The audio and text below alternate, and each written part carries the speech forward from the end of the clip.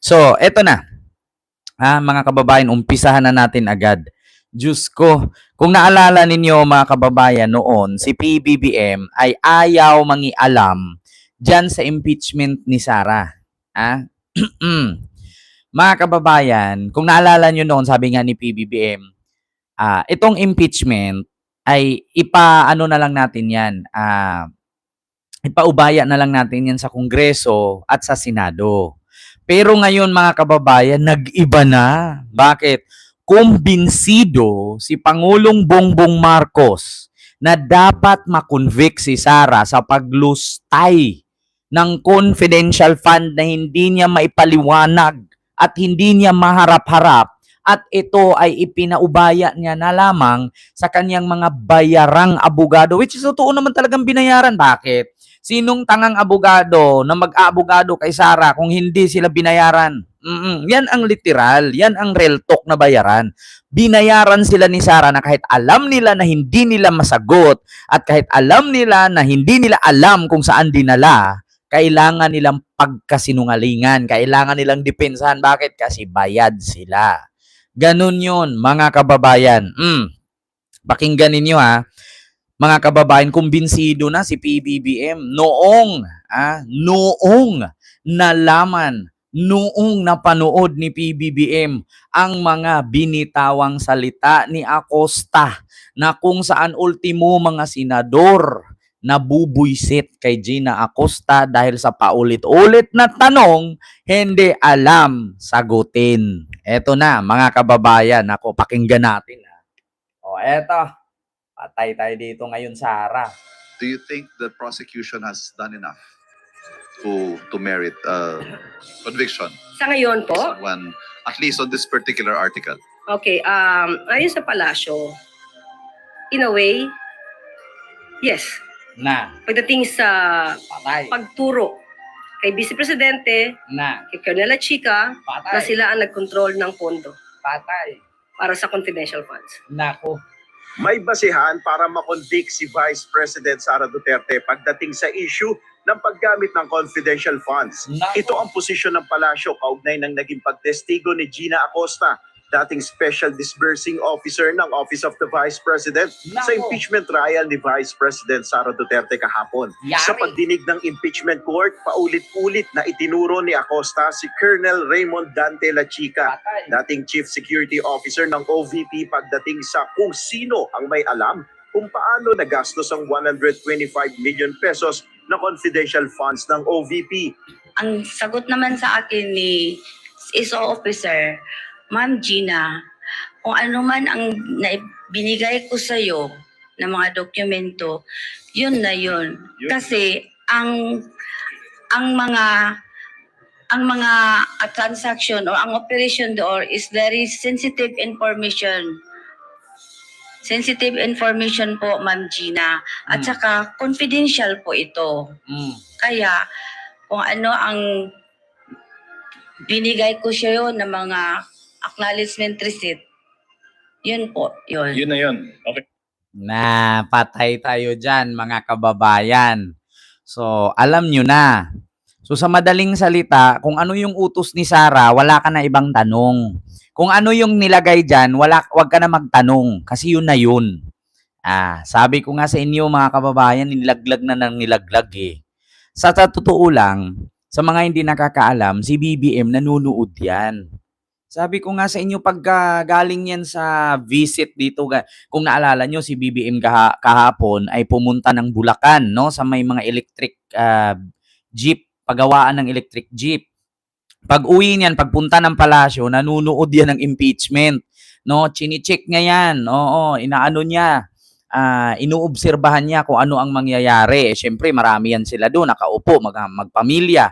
Siyempre, nandun yung asawa, abogado yun, si F. Elisa. Andun yung mga anak, siyempre mga edukado yun at disente, walang mga tato, hindi mga bangag. So ngayon mga kababayan, siyempre mag-uusap-usap yan.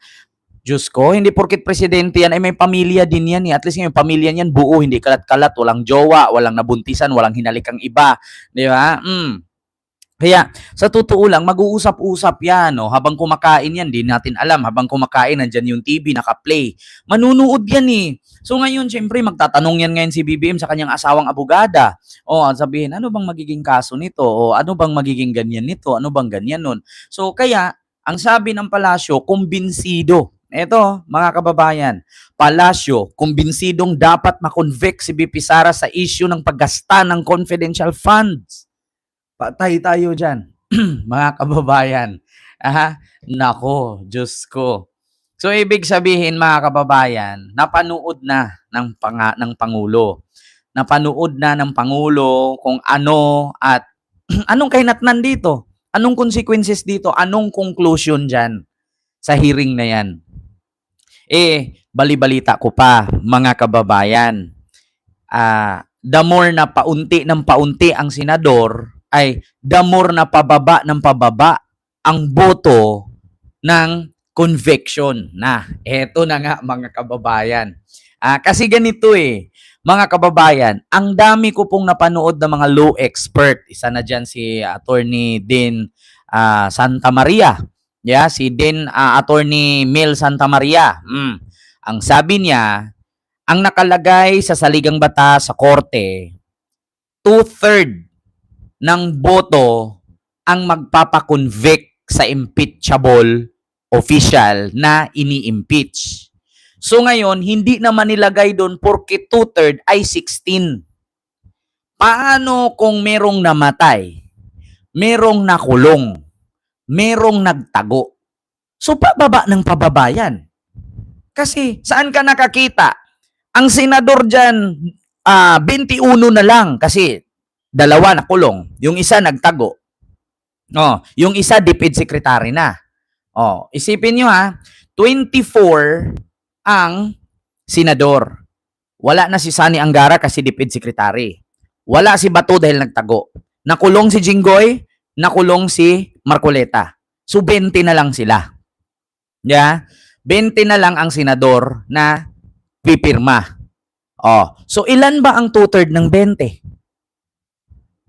Huwag yung sabihin 16 pa rin. Apakabubo naman kung ganon. So sinong teacher nagturo sa inyo na 2/3 sa 20 ay 16? Kasi palamunin ko ng roller. Sinong teacher nagturo sa inyo, mathematics teacher, from elementary, trigonometry, geometry from college, na ang 2/3 ng 20 ay 16? Sige, pakisagot mga DDS. Kasi kung merong teacher na ganyan ang sagot, ipalunok ko tong roller nang umistrit ang baba niya at leeg. Diba? Yun ang sabi. At iklot, hindi lang si Attorney Mel Santa Maria. Marami ding abogado na nagre-react. Kahit si Attorney Cristina Conte, Dino De Leon, Chel Jokno, sino pa, yung mga nagre-react. Marami. Mga kababayan na nagsabi, ang nakalagay sa Korte Suprema ay 2/3. So, pag sinabing wala namang sinabi doon na kailangan 24 ang senador. So, ang 2/3 ng 24 is 16. Paano nga na may nakulong? Hindi porkit nakulong ay hindi na po pwedeng bumoto ang nakulong. 'Di ba? Sa totoo lang mga kababayan, ganun 'yun, nakulong. Maliban na lang kung ang kapwa senador, nung nakakulong, halimbawa si Jinggoy, si Marcoleta, ay yung mga kapwa niya senador magsabi na gawa tayo ng resolusyon. Kailangan makaboto si Jinggoy, makaboto si Marcoleta, at si Bato, kahit nagtago, mag-zoom na lang. Mag-zoom na lang sila. So kung sang-ayunan yan, pwede. Pero mga kababayan, labag po sa konstitusyon yan.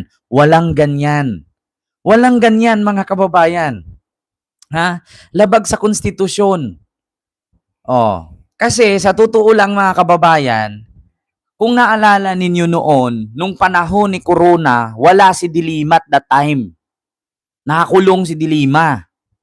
Nakakulong din si Trillanes. Kaya ilan lang ang boto ni Corona. Kaya na-impeach siya. Ngayon, tignan mo.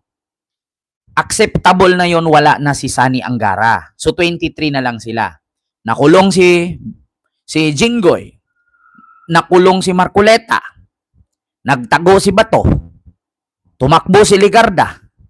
So hindi naman po pwedeng uuwi si Ligarda, ang sabi may sakit nga ni, o extend na naman. Di ba?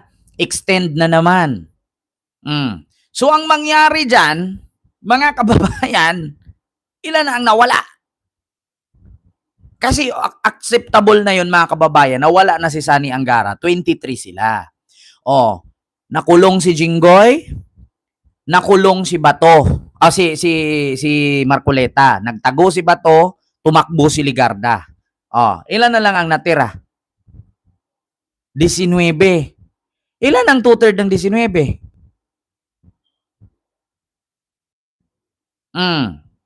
Actually nga, nung nakaraan, nung kay Corona, di ba may nakulong. Sa panahon ni Corona, si Dilima. Tapos, nung nakaraan din, si Pinoy may nakulong din, si Sintre. Nung time ni Corona, si Dilima nakakulong. Di ba hindi nakaboto si Dilima, pinagbawalan nila? Di ba sabi nga ni Dilima, nag-file nga si Dilima ng resolusyon. Di ba hindi pinayagan? So, ibig sabihin, mga kababayan, depende na yan sa mga senador or kapwa senador. Ang problema ngayon, sinong senador ang papayag, unti na lang ang minority. More on ngayon, majority. 13 ang majority. 10 ang minority. Paano naging 10? Nakulong si Jinggoy, nakulong si Marcoleta, tumakbo si Bato, tumakbo si Ligarda. Sa 10-6 na lang sila. Ngayon, kung halimbawa, may boto na 16. Sige, sabihin natin 16 pa rin. Na-convict si Sara sa 16. Ngayon, paano ipagtanggol, mga kababayan? Paano ipagtanggol ng mga minority senator si Sara para hindi ma-convict? 6 na lang sila. Ang kailangan pirma, siyam. Kailangan pirma. Halimbawa, ma-convict si Sara sa botong 16. Ma-convict sa botong 16. Ngayon, mayroong panlaban dyan. Kung mayroong siyam na pipirma, hindi ma-count yun. Invalid yung botong 16. Ang tanong, paano nila iaabot na siyam?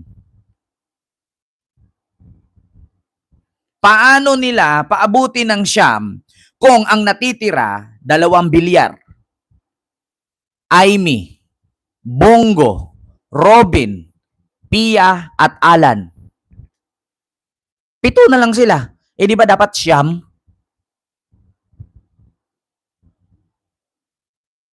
Di ba? 2/3 of 20 is 13. Sa 19 is 12.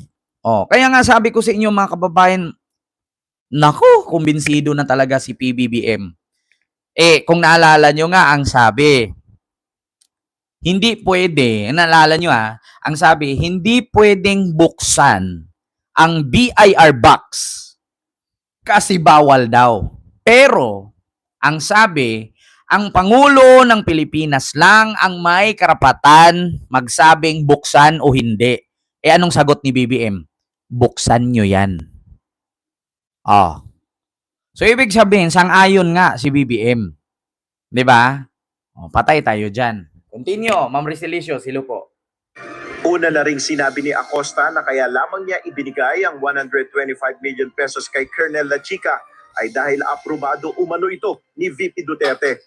Ayon kay Yusek Castro, isang public fund ang confidential fund na dapat na ma-account ng mabuti.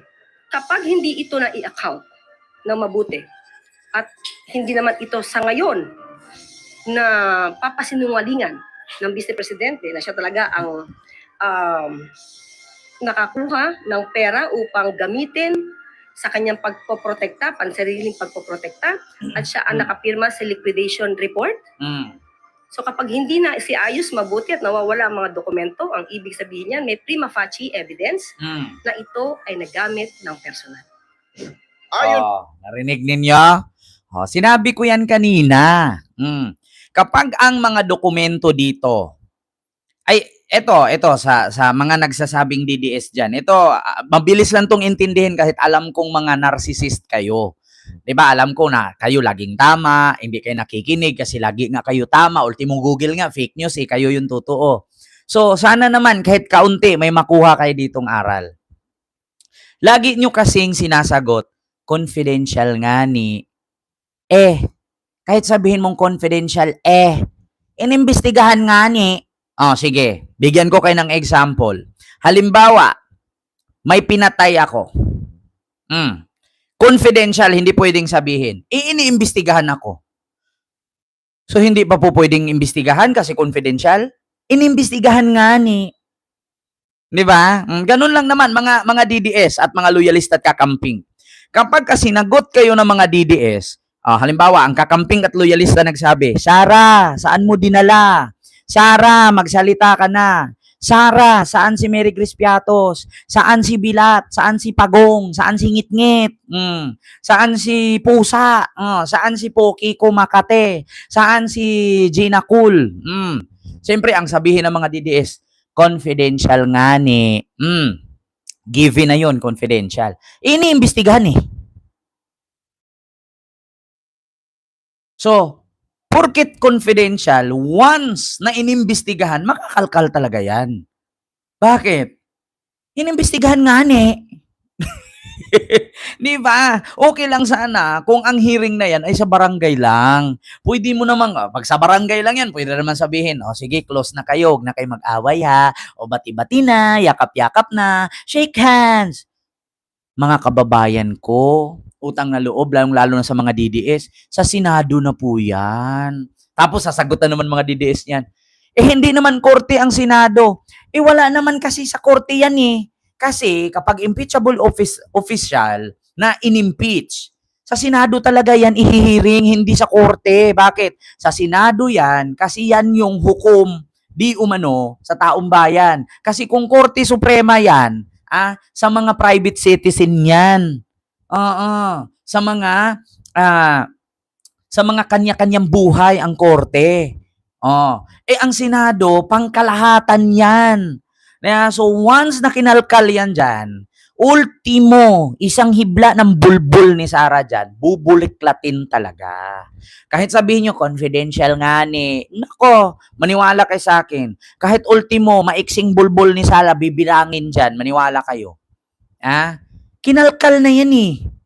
Once na kinalkal ng national yan, tandaan ninyo, hindi lang korte yan. Ang korte, hindi mangingialam ang korte dyan. Bakit? Kasi nga, impeachable official si Sara. Okay lang sana si Sara kung nagtitinda lang ng isda yan, private citizen yan, walang posisyon sa gobyerno kasi bara-barangay lang. Pagkatapos mong akusahan, bati-bati, beso-beso, uwi. Tapos na yung issue. Mga kababayan, mga kababayan, public official si Sara. Talagang kakalkalin yan. Kumbaga sa bulbul ni Sara yan, kung meron siyang 1,000 hibla, yung mga bagong tubo nun, yung mga baby hair, bibilangin yun. Bakit? Inimbestigahan eh. So nakikita mo may mga bagong tubo, hindi mo bibilangin. Nag-imbestiga ka pa. Parang lang yan eh, parang grupo ng Manibela. Nagreklamo, bakit daw ang mahal ng gasolina? Ang gasolina daw sa world market, 82 pesos lang. Bakit daw binibenta ng mga gasoline station ng 85? Kaya sinagot ko, sabi ko dun sa comment, nagnegosyo pa sila. Ibinenta ng world market 82 pesos, kinumpra mo ng 82, ibenta mo 82, saan ka kukuha ng pambayad ng tax mo at pangpasahod sa trabahante mo? Nagnegosyo ka pa kung hindi ka plakikita. Tanga-tanga din itong mga Manibela group, no? Yung mga piston at chuper. Yung mga driver sa jeep, 82 lang naman sa world market yung gasolina. Bakit ibibenta nyo ng 85? Di kayo, ako mag-driver. Sige, kayo magtinda.